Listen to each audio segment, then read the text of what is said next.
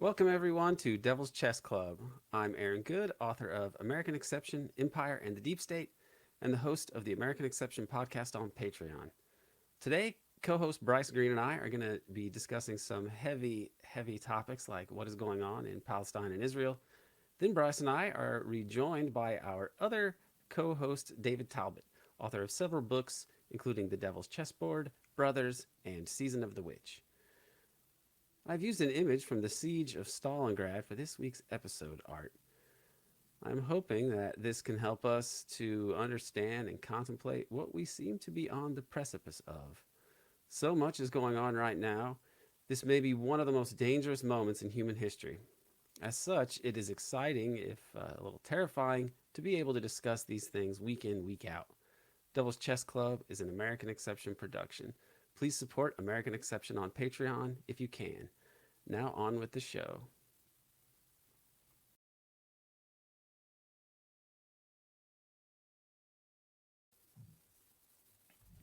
Bryce Green, great to have you back. Great to be back, Aaron. So, a lot of things have been happening since we last recorded, some of them very depressing and grim and horrific. Most notably, uh, the, uh, the Hamas assault on Israel and then the subsequent counter assault on Gaza from the IDF that we're seeing now, which in Israeli fashion is going to be wildly disproportionate to the original provocation. What's on your mind about this now that we're a few days into these horrors? Well, this issue is near and dear to my heart, mostly because it really teaches you about the injustice and brutality of American empire. Not only in the sense that this is something horrible that we're supporting being done to an entire group of people, an entire nation of people, but also because of the way that it's reported in the American media, the way that it's talked about in the elite circles and the politically powerful people. It was one of my first educations into actually how you can manipulate the public. You can manipulate facts. You can just say whatever you want, and the air is just filled with so much propaganda that uh, if you speak out against it, you're the weird one. And there are some issues like this. Like American wars, right? Like the Iraq War, Afghanistan, stuff like that. Like you can speak out against that, and even though they're like calling you a lunatic, there's a lot less gaslighting that goes into when you talk about it. No one's they're going to say things like, "Oh, yeah, like this is in our interest," but maybe in a few years they might be like, "Oh, sorry, it was a mistake." And I suspect that in a few years, eventually, people are going to be saying similar things about Ukraine, about how maybe it was a little misguided mistake after some big blowback event happens. But with Israel, it seems that for the last 50 years, everyone has been the entire political class of America has been on the same page that nothing Israel does is bad. They can do no wrong, and the Palestinians will suffer what they must. And you know, uh, I guess one of my big educational moments was, and this is making the rounds again, was Finkelstein. His encounter with Alan Dershowitz, and learning that, oh well, Alan Dershowitz, this Harvard lawyer who's really famous and really respected, gets a lot of airtime in mainstream media outlets. But he wrote this completely fraudulent book, multiple fraudulent books, but one, The Case for Israel, was completely demolished by Finkelstein. Like almost every claim he makes in that book was refuted and incorrect. It was refuted by another book, Norman Finkelstein. His book Beyond Chutzpah, like basically refutes everything that Alan Dershowitz ever said. But the fact that that was able to stand, that such a fraudulent text was able to stand, is insane at Harvard. And then that Harvard protected him when the allegations of plagiarism, of manipulating the data, manipulating or just falsifying reality. When those allegations came to a head, Harvard actually defended him. They like did an internal investigation that allegedly cleared him, but then refused to make that investigation public. But I mean, like the fact that you can just get up there and just say nonsense, it's just insane, and it's all in the service of, well, in the case of Gaza, keeping 2 million people in an open air prison, but Palestine writ large, keeping an entire people under subjugation, just repeatedly living under the most humiliating, brutal conditions, and it really is sad. It's sad and it's bizarre that it's not spoken of candidly. I mean, many critics on the U.S. side will say, many they're mild critics, but they'll say, well, Gaza is an open air prison, but that's not really accurate because they're not being jailed for a particular crime. It more fits the definition of a concentration camp, wherein you keep a particular group of people concentrated in a particular area that they are not to leave. I mean, that's really what it is. And then if you kill everyone in there, then that would make it a death camp. But they have not killed everyone there, but they are starting to kill a lot of people, and they have at certain points in the past. So it's a really horrific thing, and it's hard to understand. I mean, even when you understand the power of lobbies and such, there doesn't seem to be quite the equivalent of in terms of this orthodoxy with other issues. I mean, and it's not just in the U.S. You have France, um, as I understand it, making it illegal to stage pro-Palestinian protests. You have similar weird moves in the EU regarding. I think there's been the cry over Twitter censorship. They want more of it. They're demanding more censorship from Twitter around these issues. And in UK, there's things going on with the Palestinian flag. I mean, and what the UK did with Corbyn. I mean, this is it's hard to even know exactly if you're a political scientist or you're a historian or social scientist. It's hard to even know exactly how to explain why the Israel lobby is so powerful and why Zionism enjoys such broad support across the West. Part of it must be that it is intertwined with the whole imperial project and thus with capitalism and the U.S. led global capitalism anyway, that they're just kind of infused in many ways, and they depend on each other in different ways. But it is really something. The unanimity of the political class in the U.S. So all of Congress, the most you hear in Congress is a little bit of is slight noises complaining about proportionality or something like that. I think AOC put something out to that effect, and then people like Cory Bush and Tlaib, right? But by and large, it's like the U.S. and Europe. They're like all unanimous on there. It is an unassailable orthodoxy at present politically. It just there don't seem to be any. I mean, even Corbyn's statements are mild, and then he just gets pilloried, and it's really something to see it when it has to do a lot of heavy lifting, when the orthodoxy needs to do a whole lot of heavy lifting and to highlight some ideas and minimize other ones. We really see just how totalizing an orthodoxy it is. Yeah, no, exactly. Like the and like other orthodoxies don't have the level of flak machine that come with going against it. Like if you speak out against the Ukraine proxy war, for example, there's no risk of you. Well, I mean, there's some risk. They have like their weird kill list. But like if you're just an average university student or a professor or a community organizer or what have you, if you're an anti Zionist, if you're criticizing Israel, and if you're pro-Palestinian, there's a chance that you could end up on like Canary Mission, which is that Zionist run. Uh, I mean, it's basically like a database full of anti-Israel or pro-Palestinian activists, and it doesn't take much to get on there. I mean, I have friends who are on there. I had a professor who was on there. I've known some people I've been to conferences with who are on there. And some employers actually just like run your name through that to see if you're on there, and then that will inform their hiring decisions. And it turns it. I think that there's a some link between that website and Israeli intelligence, but beyond that, I mean, if you, I don't know if you've seen the Al Jazeera documentary, The Lobby, the one that was suppressed because even in Qatar, the Israel lobby has enough influence to uh, get an English language program taken down. Uh, Al Jazeera's Qatari state media, but this documentary was taken down, but it was published by Electronic Intifada, and it was pretty remarkable the level of influence that Israel has just on college campuses, like the actual Israeli intelligence agency, like state like organs of the state. I forget what it's called. It's like the Strategic Information Ministry or What, whatever it's called. Israel? Do you mean like Hasbara or whatever? Yeah, like how their Department of Hasbara. Yeah, It or has maybe a I think fancy Hasbara name. is the term for the whole Hasbara is like the, I think, the public word for public propaganda. propaganda, Like, but public yeah, diplomacy would be what they would probably call it.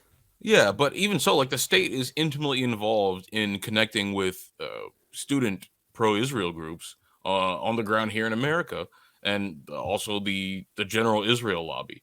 And while I was an activist, an undergrad, I founded our school's Palestine Solidarity Committee. After learning about all this stuff, after being like, well, this is one of the big lies that American empire feeds off of, that Israel can do no wrong and that they're not the aggressor. Um, when I founded that, I was surprised at the amount of hate that I received from other students on campus who were just like, "Oh yeah, it's anti-Semite." At one point, the group got actually banned from the Center for the Study of the Middle East because in our newsletter, we included a cartoon that had a Democrat donkey cartoon character and a Republican elephant cartoon character. They were dressed as police officers, and they were both holding up this kid. And on the kid's shirt was the Palestinian flag with the letters BDS on it. You know, Clearly satire about like how both parties in America are anti-BDS, are stick so closely to the pro-Israel line. But the kicker was that the donkey and the elephant, they had patches on their arm, and that said "in," and then the flag of Israel, "we trust." And so for that flag on the arm, our group was labeled as anti-Semitic, and it caused a whole furor on campus. And like the school newspaper was like, "Oh, anti-Semitism scandal racks Center for Study of the Middle East with student group." It was such nonsense, because I was like, Yeah, I look, mean they like, know they're smart enough to know it's all bullshit. That's just yeah, well, bullshit arguments, they but have they to. doesn't matter because that's just what they have enough power to be like, nope, we no one will dare argue with us, and so it doesn't matter if our arguments are absurd. There is no voice in protest that's allowed to really be heard on a large scale. Yeah, well, some of the adults, I'm certain, are smart enough, and a lot of the students are, but some of the students, I mean, they're just fanatics. They've been raised in that milieu where there is only one truth, and that truth is Israel. And they go on the birthright trips, and they get showered in Israeli propaganda, and they Yeah, see a picture of an Arab and an Israeli, holding hands, and they're like, "Well, I was in Israel, and they all get along. Everyone wants the same thing there."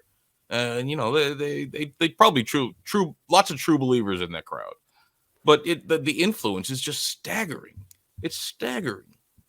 yeah, yeah. I was at Temple University, and there was an incident where a student got slapped by a Palestinian, and it was an aggressively Zionist student who went up to some Palestinian club or group and started talking too much smack and Just got started some stuff. smacked with an open hand and I think knocked down or something. And it was funny because it ended up that the guy was one of my students, and he was actually he was The buddies guy who with got smacked, or the smacker? the student who got smacked was a student of mine. I'm not gonna Hmm. say his name, but and well, there was another student in that class, and who may or may not have been friends with this person, and who wrote like the most racist paper I've ever read. I actually sent it to the only time I ever did this. I sent it to like department on the academic department that deals with like, racial issues, because this person was basically writing a article, and he was a young Jewish fellow, which goes against the stereotypes of Jewish people as kind of enlightened and progressive in general, which is a generalization that often holds true, but not in this kid's case, because he was a viciously racist kid who wrote a paper for a class and turned it in about a class on politics of identity, and he wrote that he argued that something to the effect of if you're at Temple University, you're always afraid of hate crimes, meaning specifically he explains that you're afraid you're going to get attacked by a black person because you're white. Hmm. And so the whole thing was about how Well, dangerous it is to be at Temple with all these dangerous black people around, and he's always worried about hate crimes. the danger of being So white in uh, Philadelphia. yeah. I So see.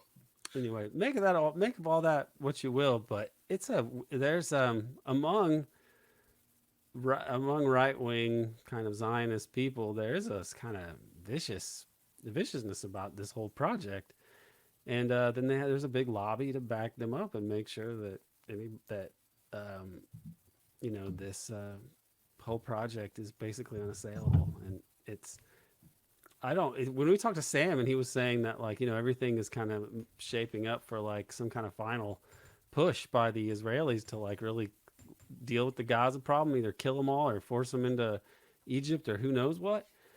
This is, this is where you think, well, maybe there was some rhyme to there was some method to the madness of Hamas. Not that I would say like, oh, this is a good thing they did, but if it draws attention to this and it forestalls the other countries like Saudi Arabia recognizing Israel and that sort of business, then I mean, maybe it would be in their better interest to have this situation blow up now rather than when Israel really has their ducks in a row. I don't know, but Yeah. man, it is this is gonna dominate. Hopefully, there's some sort of ceasefire reached relatively soon. But I also fear, maybe you can speak to this too, that you hear rumblings of like things about Ukraine where the U.S. may just be like looking to cut bait there, and you wonder if this Israel thing could be advantageous for these elements because it's going to dominate the news cycle, and then Well, it Zelensky seems to be very, very worried about that. I mean, he's been going into the news and complaining like, "Oh well, uh, Israel might distract," and he used the word distract from the struggle of the West to fight Russia in Ukraine. And this is weird because Zelensky, like earlier in the war, he gave his vision for a post-war Ukraine, and the way he described it was pretty remarkable. He said it was going to be a big Israel, and what he meant by that was he was like, well, Israel is a hyper militarized society, and we're going to need to remain a hyper militarized society. But Israel has also seemed to maintain its democracy through all of this, and so that's what we aim to do. And we get large amounts of aid from the West and stuff like that. So he's talking about turning his country into like a military outpost, like Israel is, and he's comparing democracy in Israel to what he wants democracy in Ukraine to be. But I mean, Zelensky's not stupid. He knows that democracy in Israel means essentially subjugation of an entire people. I mean, it yeah, means that the I majority think population. pretty much all the main human rights organizations classify Israel as an apartheid state. I mean, even the ones that I would think are basically cutouts for U.S. U.S. imperialism in one way or another. It's like the issue of is so clear cut over there that like to maintain any credibility as human rights organizations, they have to, you know, call a spade there. So Yeah, and that's fascinating that most people don't recognize that either. That's not really remarked on. I mean, like if it's pretty easy to establish that it's an apartheid state, why aren't Americans? Why aren't American politicians advocating for that as a advocate for why that's acceptable? Don't that was what you would expect in a democracy for people have to actually engage with facts. yeah, and if you look at the history of Gaza specifically, and you look at the turn of the human rights organizations into actually acknowledging that what Israel's doing is apeshit and immoral and evil. It's a fascinating story. I don't know if you've read Finkelstein's Gaza book. We were talking earlier about he's an important voice on this, and it'd be good to get him on, if not this show, then American Exception proper. I mean, he writes this book about Gaza, uh, and it's just a landmark study in how not only are the powers that be in America able to manipulate the truth, but how just generally resistant to criticism Israel is. The book starts with talking about Operation Cast Lead, which was the operation in against Gaza from 2008 2009, like that December, just as Obama was taking office. And Finkelstein points out that they started this operation likely because of that distraction of attention by the American media. After the 2006 war in Lebanon, public And opinion it started would to. wrong foot Obama also. I mean, if he had any inclination to stand up to Israel, the fact that it would be going on right away, I mean, that was right when he takes office. I can totally believe that they would do that kind of thing. They do that to presidents. I mean, they do that to Kennedy a lot. They basically Yeah, they almost threw him into wars in Laos and in and Cuba, like in the first months of his presidency, like there. it was like kind of like a gut check. I mean, it was like a we can do whatever, and let me show you who's boss. But that attack was brutal, and it killed something like 1,400 people, which as of time of recording is about the death toll now. Rather, cast lead was something like 22 days, but this has only been it's been less than a week. It's been 5 days, so this is going to get a lot more brutal. But cast lead was so transparently awful, and it was so obviously a provocation by Israel. And the pretext for them going in was to stop Gaza rocket fire, but they had knowingly provoked the Gaza rocket fire, which they are known to do. And then they just used indiscriminate force and wreaked havoc all over Gaza. And the human rights reports they use some of the statements from the Israelis, like we ordered them to demonstrate real hooliganism, and I wanted it to happen, and shoot at everything that moves. Just real horrifying statements like that. Stuff we're seeing again. But all that happened, and then public opinion in America and in the rest of the world turned against Israel to a significant degree, to the point where the UN came out with this report. I don't know if you've heard of the Goldstone report. Yeah, Yeah, Goldstone was a South African jurist who, and he was a Zionist. He was very pro-Israel, and he accepted the position to investigate war crimes that may have been committed during Operation Cast Lead. He accepted only on the condition that he would have to investigate Hamas's war crimes as well. And then he does this investigation with several other people for a few months. He comes back with the report that's pretty irrefutable. He says that the Israelis targeted civilians, and the goal of the attack in Cast Lead was to humiliate and destroy civil society in Gaza. So he comes out with that report in late 2009, and the hammer comes down. All the talking heads, Jerusalem Post, Haaretz, the Israeli press, uh, they're pretty hawkish, and they are like, "Oh, well, this report is nonsense. It's all biased towards Israel," which is one of the common refrains you hear when people talk about Israel. Oh, the UN's biased towards Israel. Everyone in the world is biased towards Israel. Human Rights Watch, they're biased. Amnesty, they're biased. UN, biased. It's a kind of a tired trope, but people do firmly believe it, and the ones who don't are willing to deploy it cynically. But Goldstone, he stood his ground for quite a bit until one day he just something happens, and we can speculate about what happened, but he decides to publish an op-ed in the Washington Post that the language was pretty clear. He was renouncing the report. He said new information came to light, and all this was fake. My bad, sorry. So he basically committed like professional suicide uh just to refute this report. And just as this report was gaining a lot of attention worldwide, just as like the Palestinians were pushing for it to be investigated in the UN, but someone or something got to Goldstone to make him recant and really derail this whole process of holding Israel accountable. And as Finkelstein and others have noted, that this really opened the floodgates for the impunity of Israel that we've seen over the next decade and a half. And that's what we saw again with Operation Cast Lead in 2014, which killed even more Palestinians, destroyed even Which more was the homes. 2014 one? Because you were saying Cast Lead was the Oh, Cast sorry, Lead was. Protective Edge. Yeah, It was they always Protective got Edge. these, these names that are Yeah, I mean absurd. they're all horrible. I forget what they're calling this most recent one, but it's probably got some grand name. Um, but yeah, after the Protective Edge was even more horrible than Cast Lead. You saw more homes destroyed, more killed. I believe the final death toll was somewhere around 2,200 over 51 days, and that was just devastating. But here again, you saw human rights organizations publish pretty serious work on like what actually happened on the ground.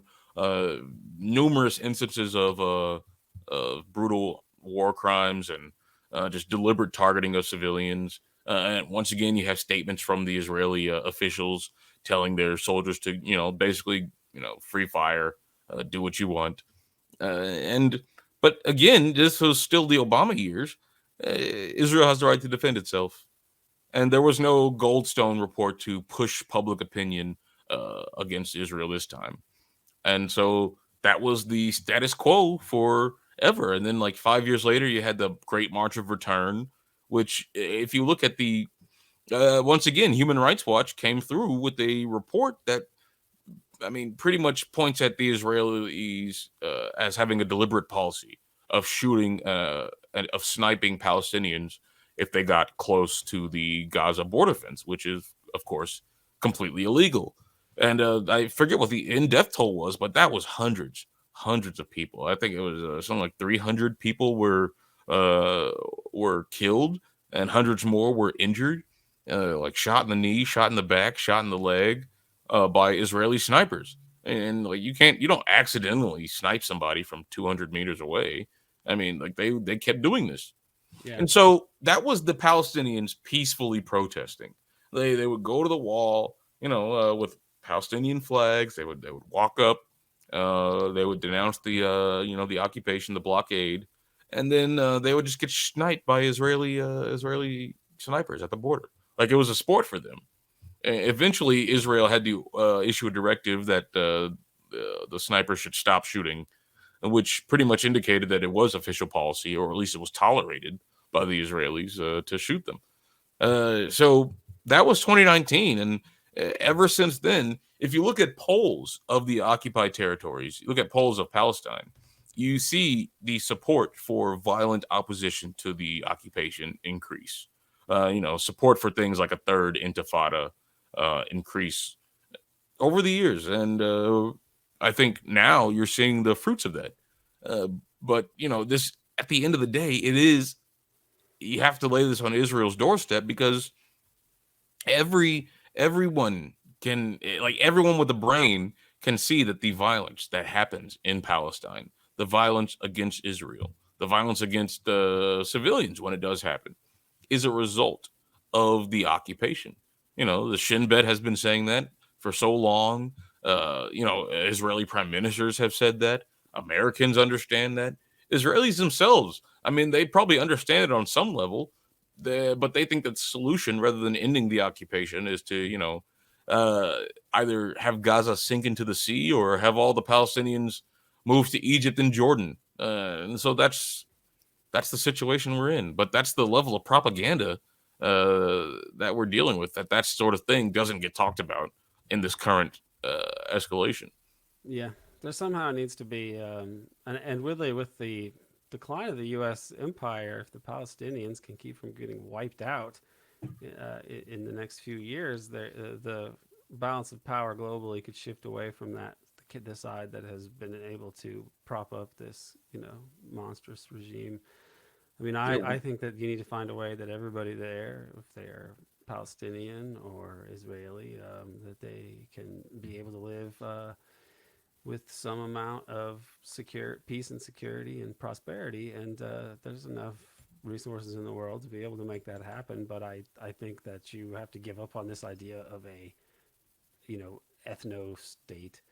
Uh, I mean, that is just, The it only doesn't one in the seem, world that's recognized as yeah, it such. doesn't, I don't see how any, I don't know how any person who has views of a, from the, coming from the Enlightenment about the equality of humans. And I mean, it just is, how can you justify apartheid and not having equal citizenship for people and subjecting them to this? I mean, I don't really see how you can. And then maybe, I don't, but the contradictions, once the U.S. the power of global empire is not there, then it will change the equation. Now, the last thing I want to talk about here, before David comes on, is Cornel West and his strange decision to run as an independent, because that happened since the last episode. What do you make of this, and why do you think that RFK would have said, "Okay, in a week I'm going to announce that I'll run as an independent," and then before he even makes the announcement, West does this? Why? I really don't know why he did this, but that seems like a very strange coincidence. So, what do you make of what West is thinking here? Because I thought if he wasn't going to likely get a majority in the electoral college, that it seemed like the goal of getting the Greens past the 5% threshold would mean they could be in the debates, and it would be building a movement going forward. That can't happen now. So what is it? And it's going to be harder for him to get on the ballot in some Yeah, places. Why do you think he made this decision?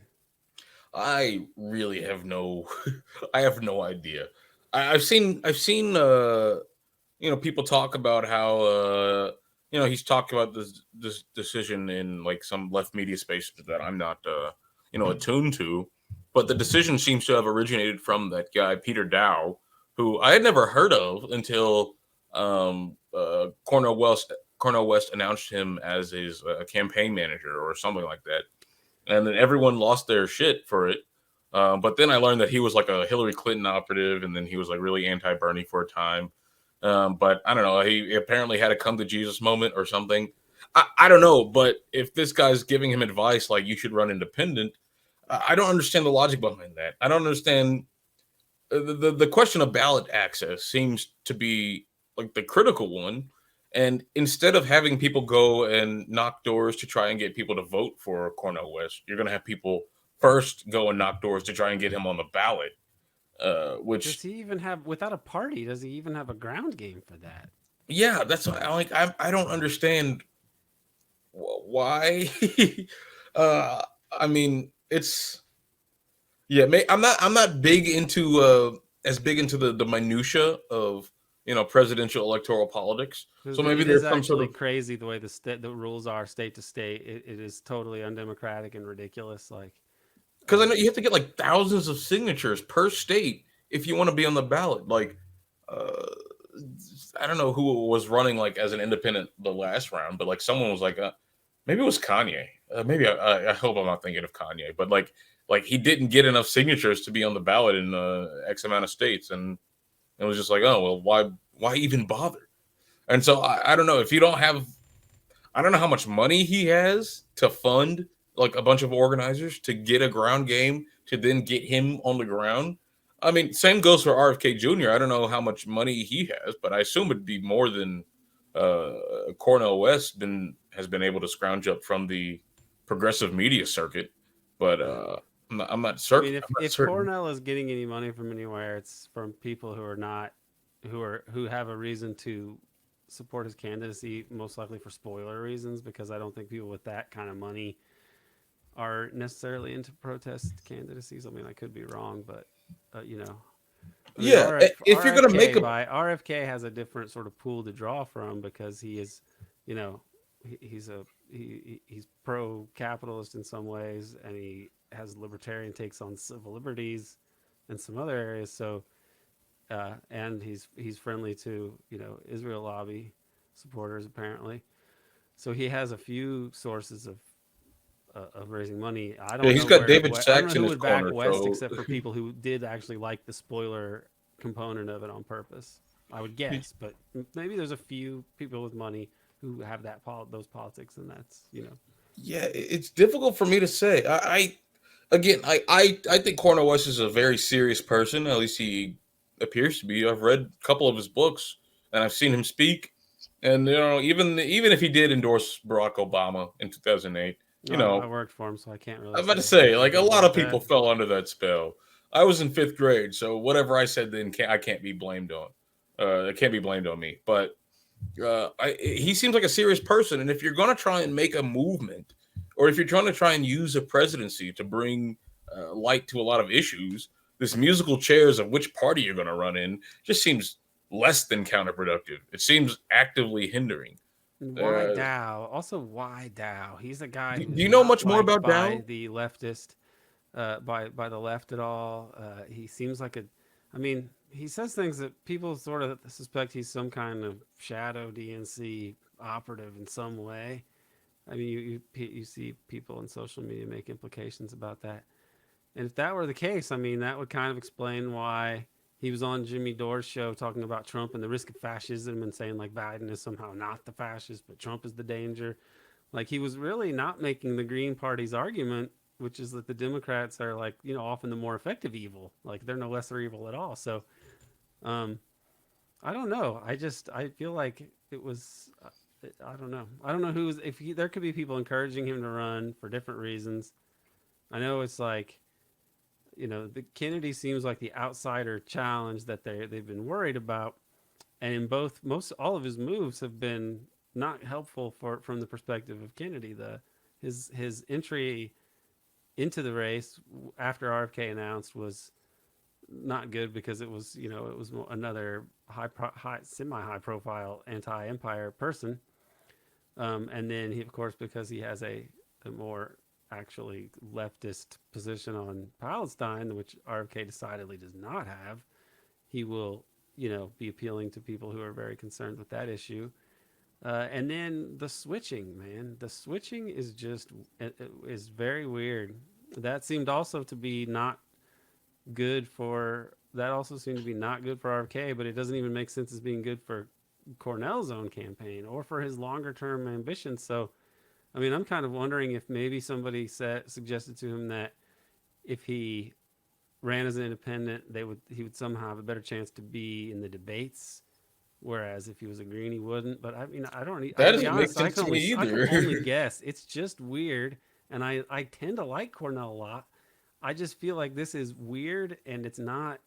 It's a number of sort of coincidences that are all like kind of the same way, where he's actually sort of helping the Democrats, perhaps, or maybe I'm just so anti-Democrat Party now that I just see their hidden hands and I don't so. know.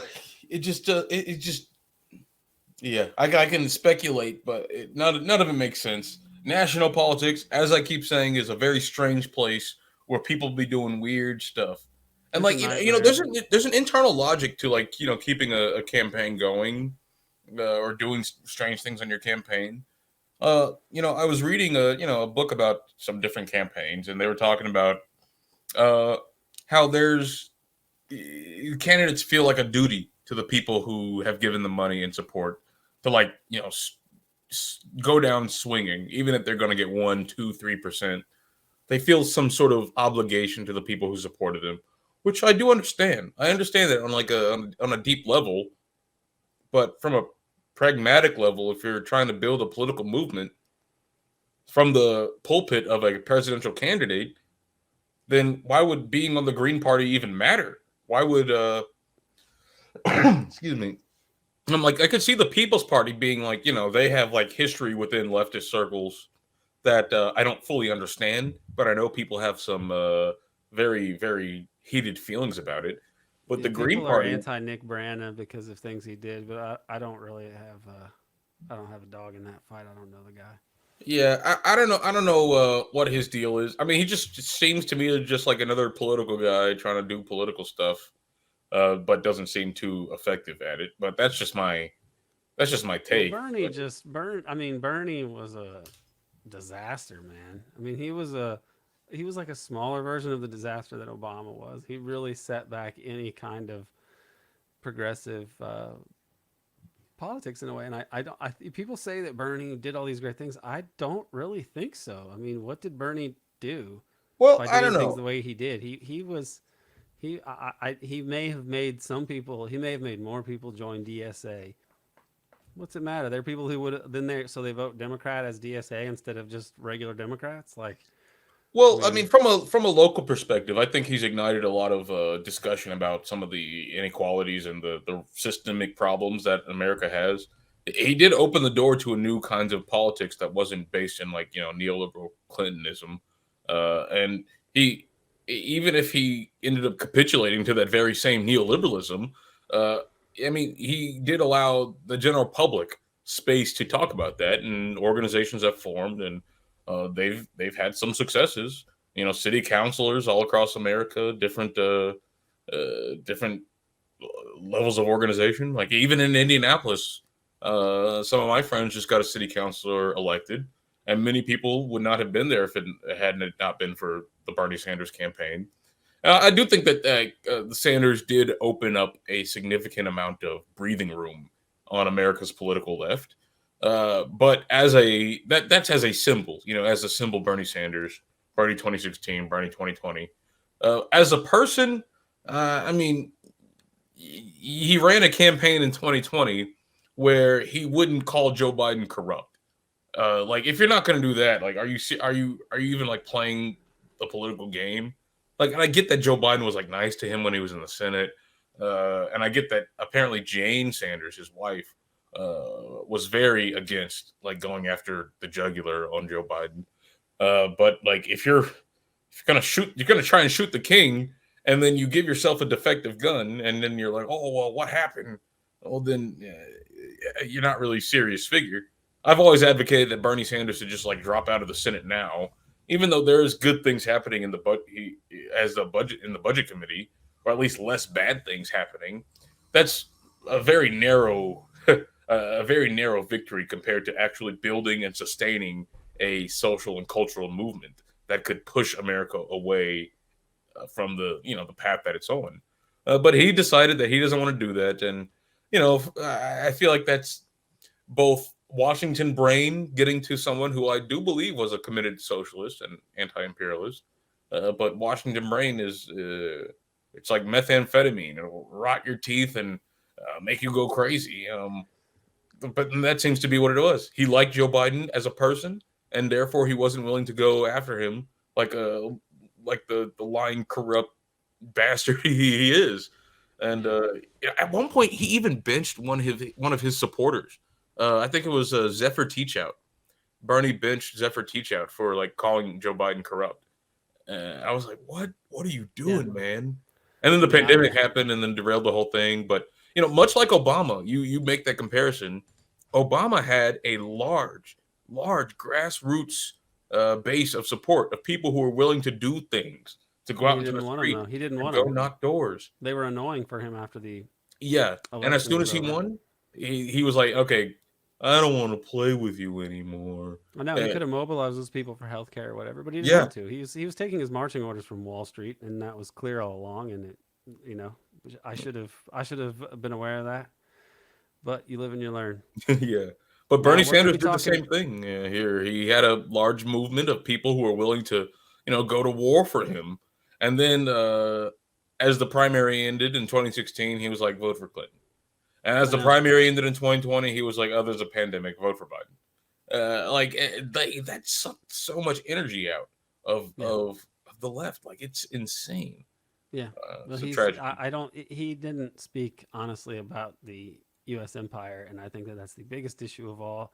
Is the and on U.S. foreign policy, he was so bad, which means that he just had a silly view of politics. It was as though he was in his mind. It may as well have been like 19. He may as well have been running for president in 1933 or something like that. The way he borrowed some of FDR's talk about economic royalists or whatever, the plutocrats or whatever, and it's like it's so much. It's like a lot deeper than that. It's a global criminal enterprise. That I mean, it kills 9 million people annually. It's like a rolling holocaust of capitalism year after year, and you're a supposed socialist, and yet You're up here giving the weakest, most mild critiques of U.S. imperialism.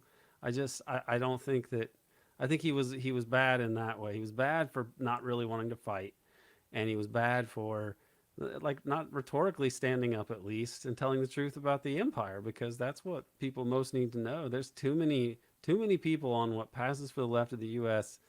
are stupefied on every time when it comes to the war of the day. Even if there's like the people that would be like 9/11, don't forget the other 9/11 in Chile, which is like, yeah, that's a real serious crime, but they're like the same people that are going to be like the white helmets and Yeah, we got yeah. to support Ukraine, we got to protect them from Russian aggression, and like, I mean, they're suckers, they're chumps.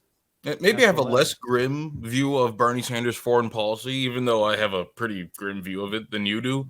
I like, Bernie Sanders voted to, regime change in Iraq. Like in 1998, he voted for that bill that made regime Iraq change in Regime Iraq. Change Act or whatever it was Yeah, called. whatever it was called. But I was looking back a while ago at some old videos of Barney, like when he was like 50 or 40 or something, Yeah, and it he was wasn't talking until the about. 90s. It wasn't until the Yugoslavia that he really became more of a Yeah, and I was like, wow, liberal this man was like seriously giving imperialist. critiques to like about the Reagan's Contra War and like about the Mujahideen, and I think he was good friends with Michael Parenti for a time. Yeah, and Parenti Uh, then split with him though over Yugoslavia. was it over Yugoslavia? Yeah, and Well, see, I think he either wrote an article or he gave a talk about it. But I think you can find it on the internet somewhere. yeah, Parenti was the man, and yeah, well, I mean, what's he doing now? I heard he was like ill. he's in poor health. He's very old, and he's got a lot of health problems. That's too bad. He was a Yeah, real juggernaut. I've been he going was through he some of was his old. There was a new he was YouTube brilliant. channel that just uploaded a bunch of his old videos, and some of which I'd never seen. I was like, Jesus, what a powerhouse! Yeah, What a powerhouse he of has a man. two speeches that which are like so on point regarding clandestine criminality. The one on conspiracy and class or whatever, or class and conspiracy, whichever Yeah, one, and then the other one is JFK defending the gangster state, and it just he really spells so much out in both of those. It's just like he totally destroys those people like Coburn and Chomsky and these other people that are like that aren't shrewd enough to like solve the political assassinations of the 60s. I mean, it's embarrassing at this point. Well, that's I the I think I just think they're lying. I mean, like Yeah, it's a Coburn, like professional thing. yeah, You can't understand these things if you want to be employed on the left, and like on Coburn the was for a professional left. while. He was like the Wall Street Journal's like resident leftist for a while, wasn't he? I don't know. I don't know if he was there. There's a number of Cockburns, so and they're all related That is to true. That does they're all screw me up. related to the number one all-time historical Cockburn, which is Rear Admiral um, Rear Admiral, I think George Cockburn, the guy that burned down the White House. Like it was Oh, really? yeah, he's probably the coolest dude in the British Empire for sacking DC. I mean, he shouldn't have done that. That's very wrong. But yeah, he's got this dope selfie that he took. It's like a painting, really, but it's like a portrait where it's him and he's standing in front of a burning White House. I'll pull it up when David comes around. I'll just show it, and we won't tell David why. We'll just say like, hey, look, it's Admiral Cockburn. So we'll do that when we have David come on, which is going to be in just a minute. So, Bryce, with Stay that, tuned. let's welcome David on. All righty.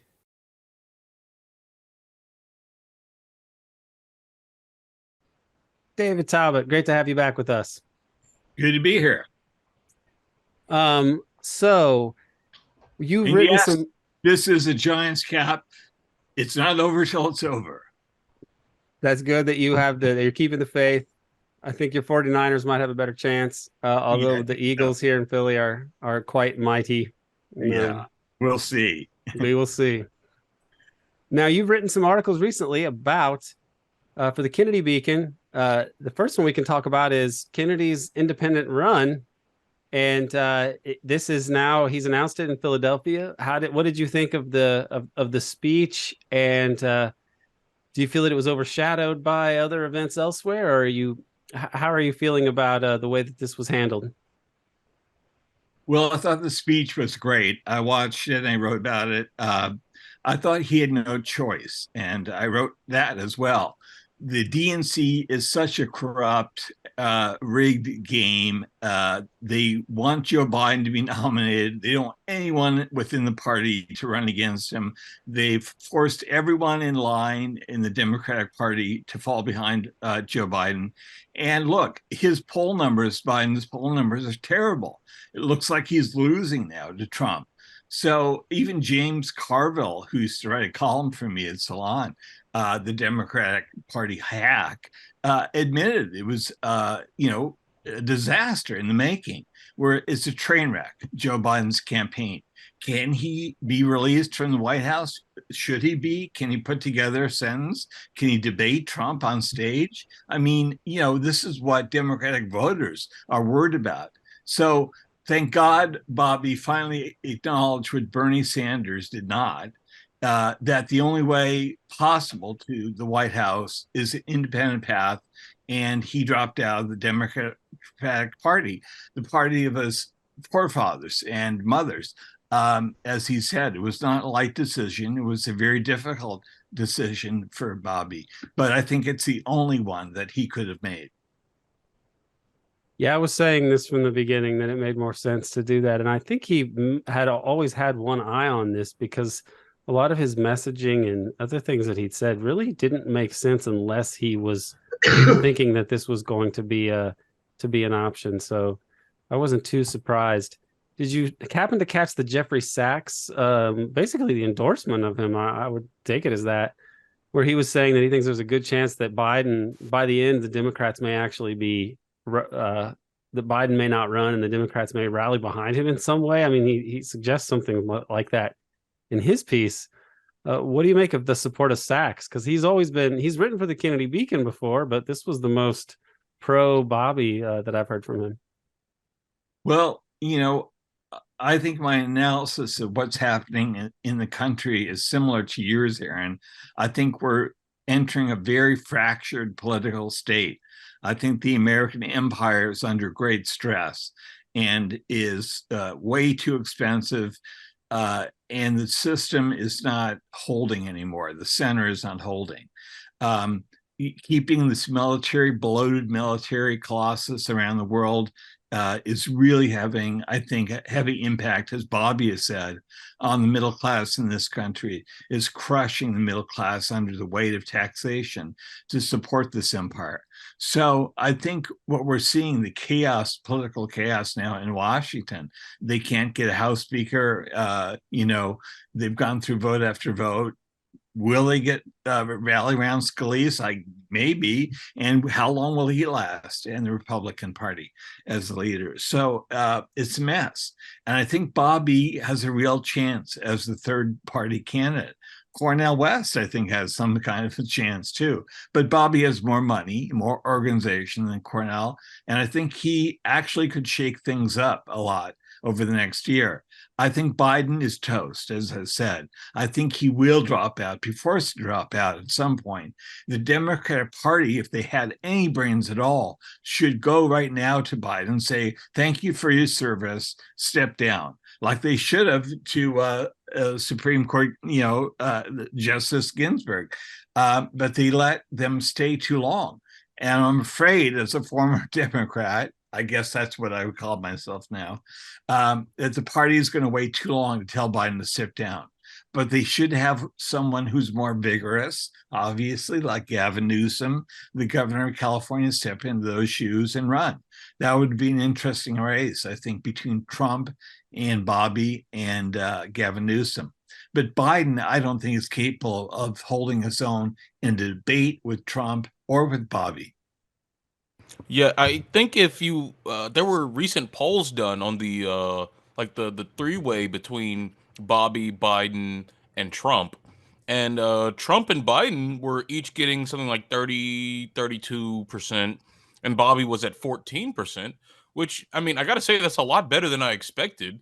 Even though, these are national polls, and our elections aren't really decided by how many people vote for which candidate.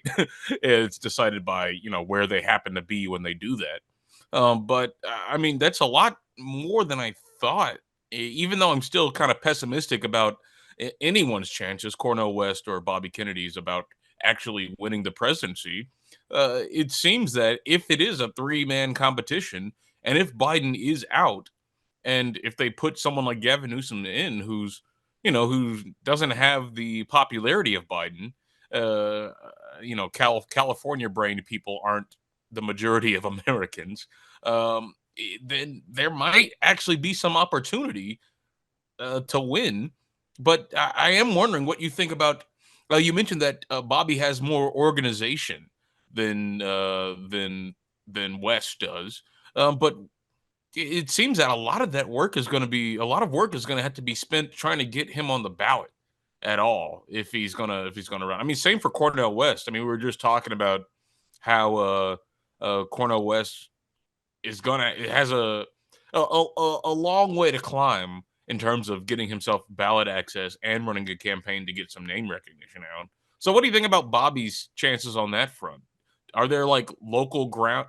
Is there a ground game that's forming? Are there people, I don't know, babies for Bobby or something like that going around in local groups? I think that's the key question, Bryce. How well organized is Bobby, and can he get on the ballot in all 50 states? I think he is. I think he's well financed, and let's face it, he's a candidate. Not only does he have the family brand name, it's in his blood, that sense of how to organize. And for years, he was an environmental lawyer, an activist. So he knows how to put together an organization. He's been doing it, I think, for many, many years now. So will he have the money? He raised almost 12 million when he announced his independent run on Monday in Philadelphia. 12 million in one day. Elon Musk is now considering funding Bobby Kennedy, according to Wait, what? Reports. Elon Musk. It's crazy right now what is happening. So this is getting weird.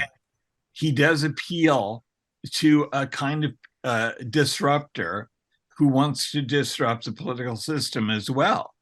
I don't think Bobby's political agenda, is shared by all the people who might help financially support him. But it's anyone's game, I think, who wins next year. I think it is a three-way race. I think you're right. And I think Bobby has a real opportunity now. Now, whether or not he, becomes a more conventional candidate in the process is another question. I'm working for him. I've known him for 20 years. I'm writing a column for him. But,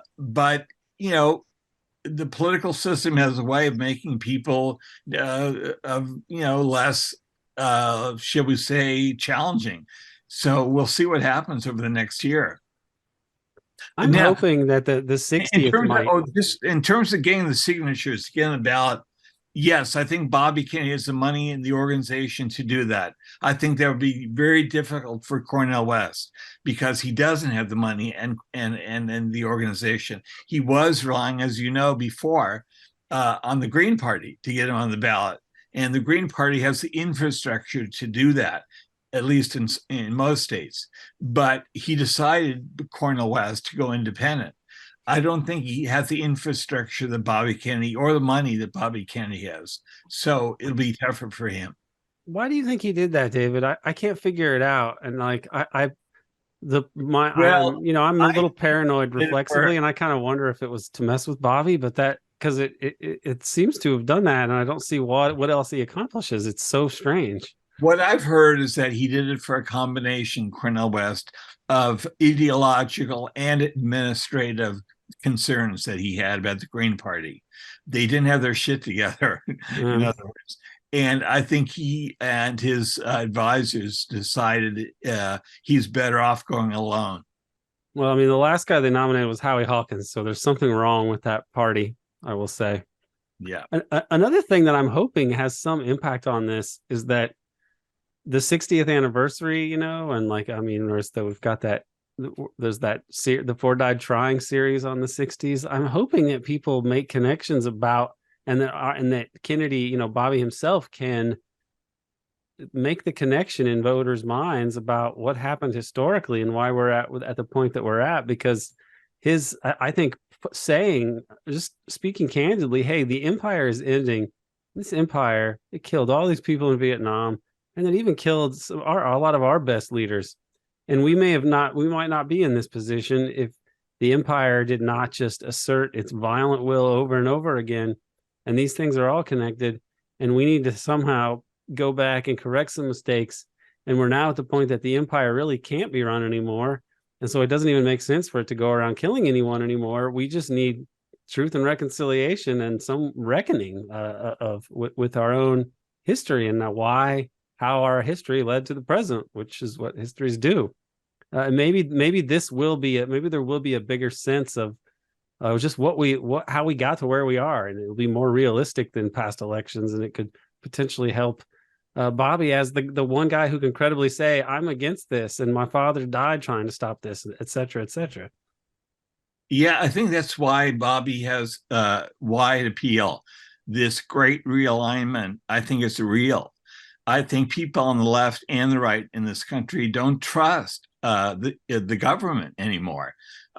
From Dallas to Vietnam to the lockdown, the COVID lockdown, I think the government authorities, even medical authorities, are no longer trusted by many, many people in this country. And the media elite doesn't get it. They keep going after Bobby with the old smears, and I don't think it's really sticking, their attacks on him. The New York Times podcast, very excited in the Bobby Kennedy camp today, because there's a podcast by the woman who covers him, Rebecca, I forget her last name, for the New York Times. She was in Philadelphia covering his speech there. She talked to people in the crowd, and it was a fairly intelligent and I think fair podcast about the Bobby Kennedy campaign that the New York Times produced today. But it still accused him of conspiracy mindset, of being a spoiler in the race. He's more than a spoiler, as Bryce and I were saying, recently. I think he's a factor in presidential campaign, and they're worried about that. Both Trump and Biden, both the RNC and DNC, are worried about Bobby Kennedy being a third factor.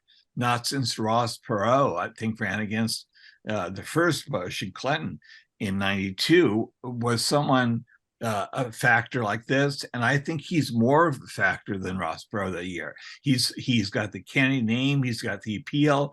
I think he has the vision. I believe he's the closest to what this country needs, he and Cornel West. But Cornel West doesn't have the political appeal or money or structure that Bobby Kennedy has.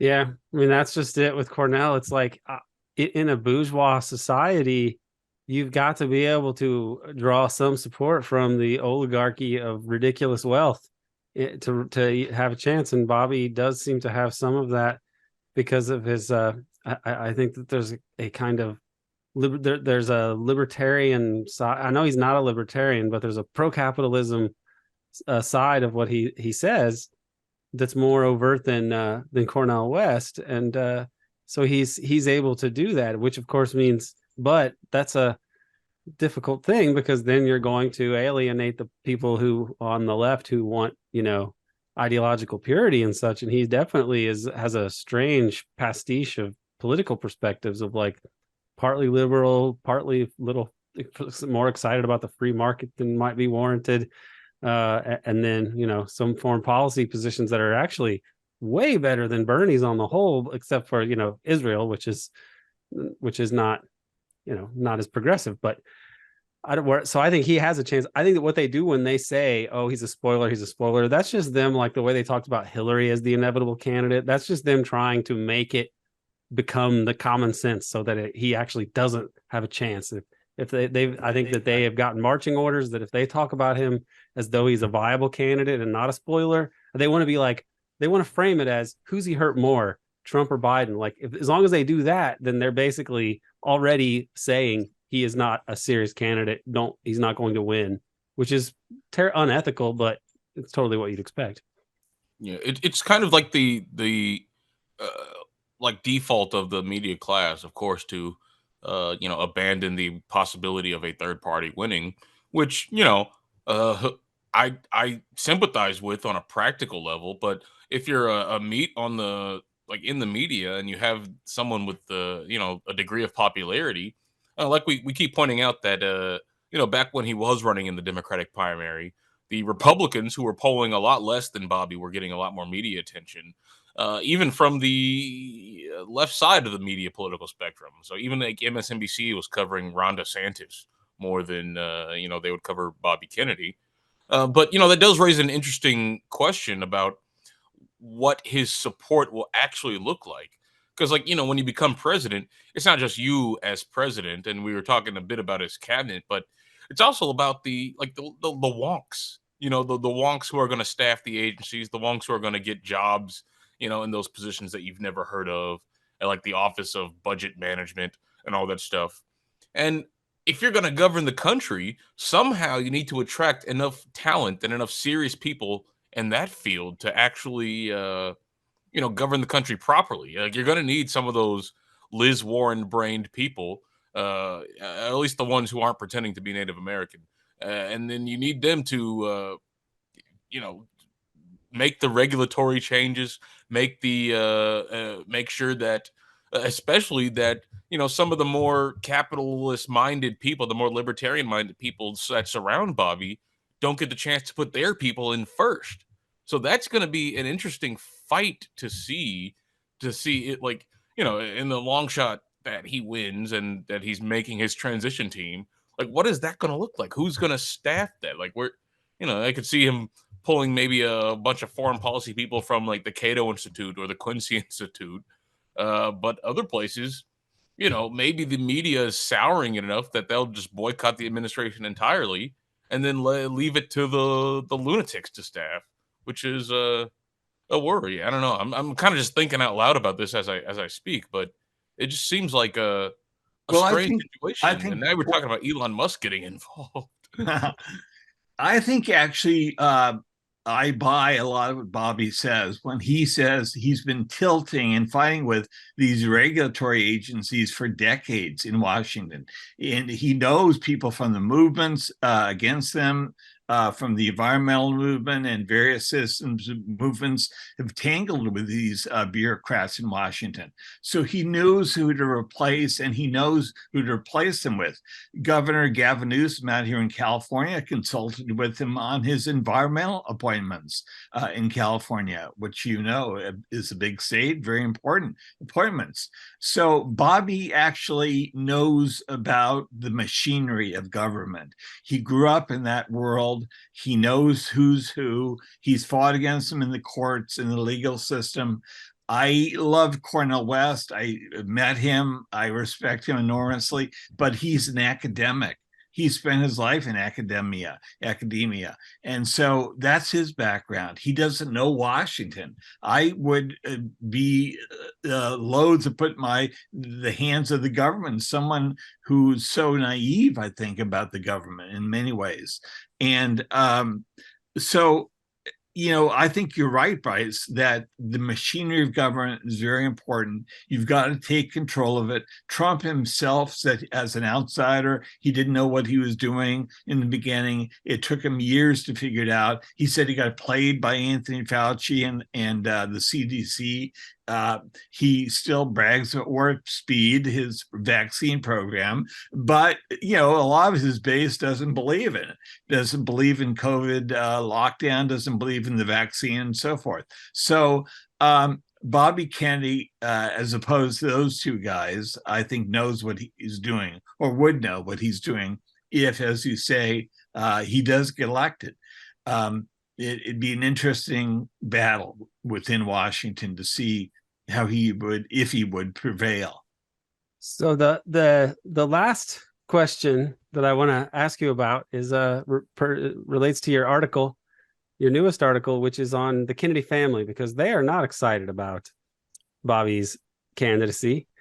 And your article is a bit nicer than I would be. I actually find the Kennedy family to be I don't really have any admiration for the family as a family. Like, I'm sure they're nice people and it's a mix, just like all families, yada, yada. But I've always thought that like they were. If it were my dad, if I were in that position, I would be really preoccupied with the assassination because I'm not in that family, and I am preoccupied with the assassinations of the Kennedy brothers. So of course, if I was in the family, I would probably be even more pissed about it.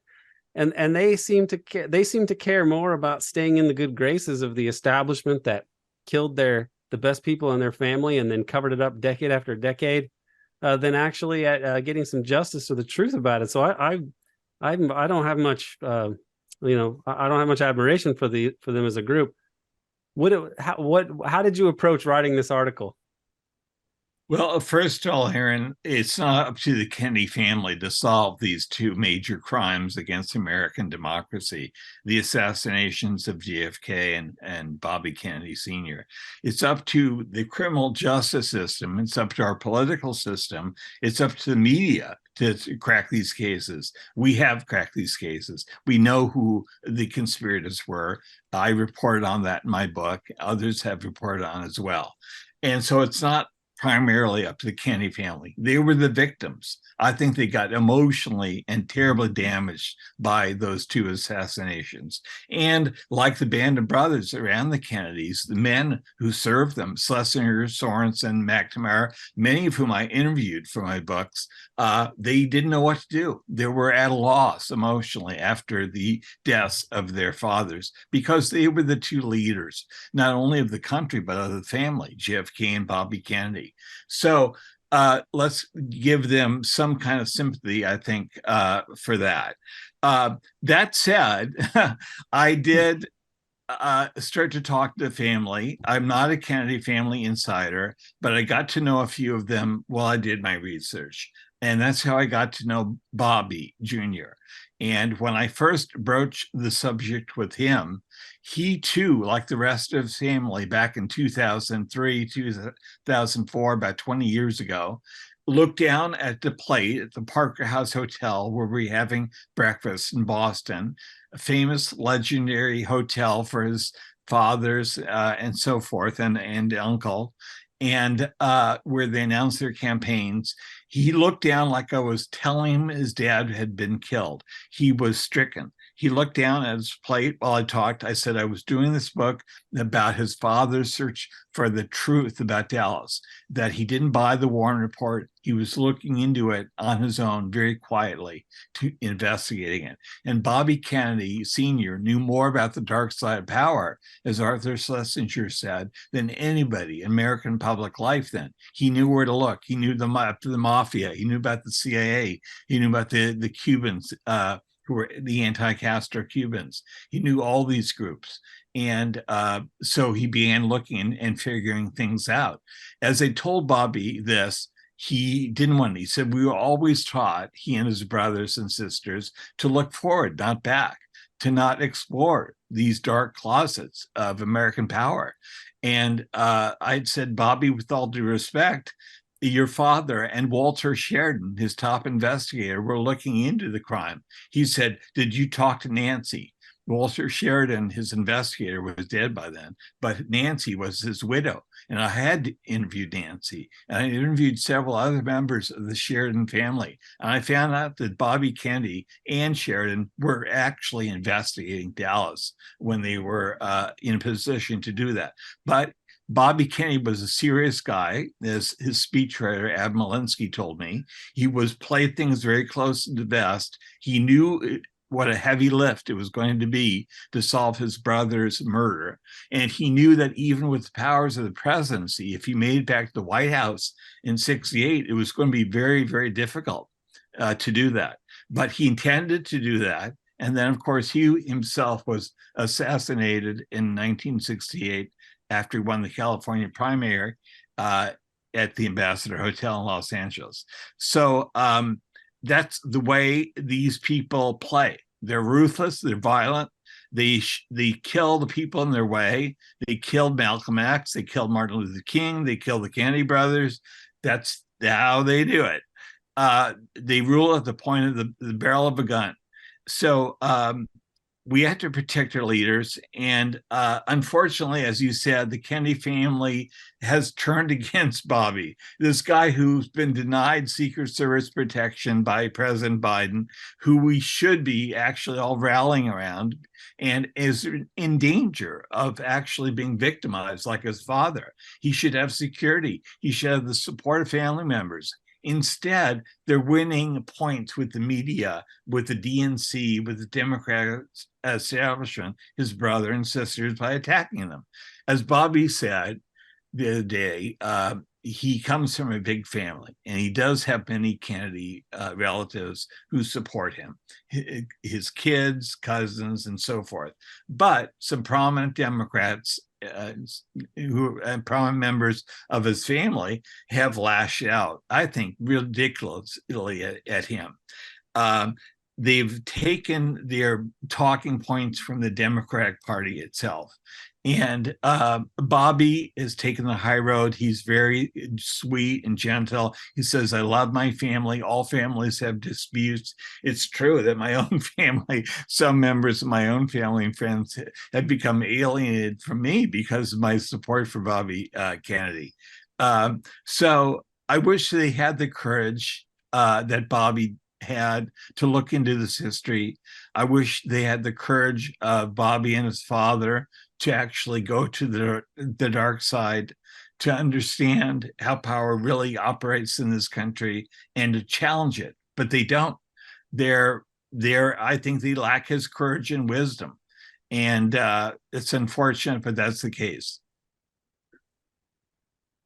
Yes, I can understand I can understand the not supporting him. I don't know why they had to. I guess what really irks me is that they had to weigh in such a negative, kind of mean way that I think will not look good years from now for them. I think because the U.S. empire is not going to be riding high in a way that like the Democrats are going to look like this great party that is the party of progress. I think I think that they've badly misread the trajectory of the country at the moment and their own historical.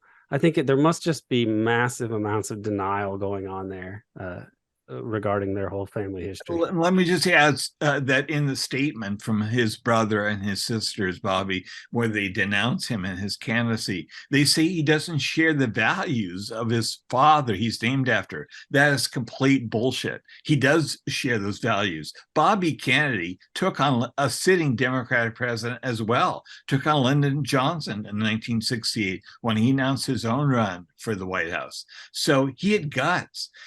Many of the people that his son antagonizes, Bobby Kennedy Sr. antagonized as well, including the military-industrial complex. So Bobby Kennedy was in some ways running a radical, very outsider campaign in 1968, and so was his son.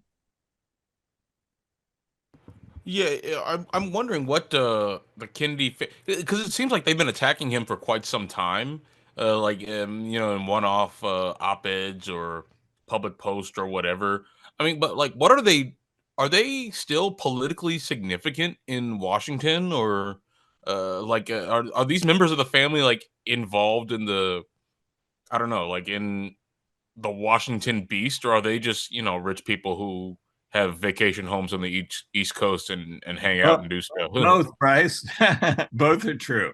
I think they are a dynasty that still means something to many Americans.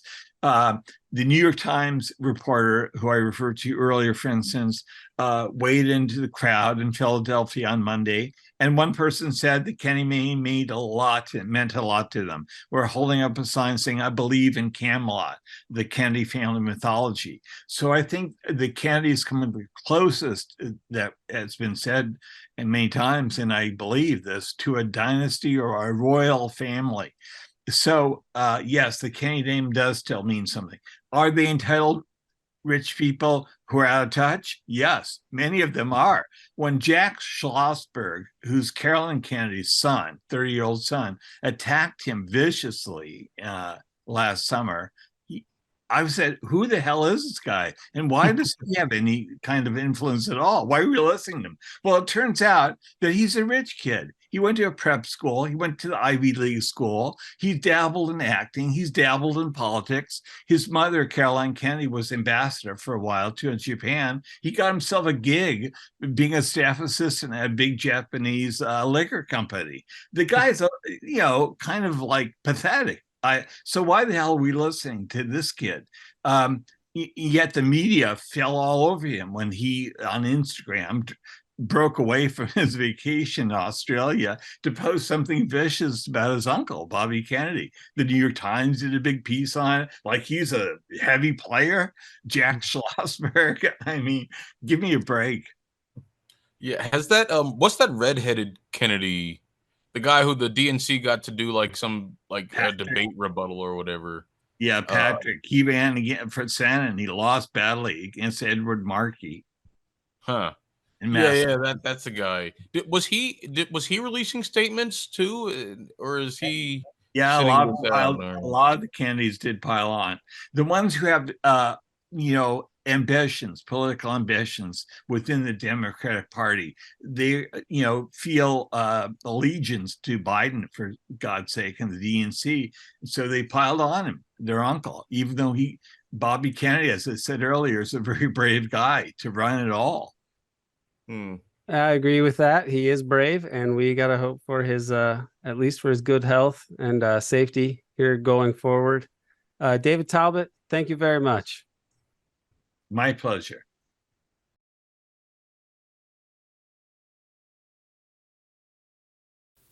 Devil's Chess Club is an American Exception production. Special thanks to Dana Chavarria for producing this episode and to Casey Moore for the graphics.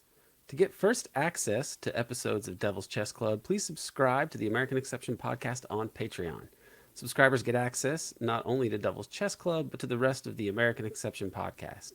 Over 150 episodes dealing with the deep, dark politics of U.S. empire.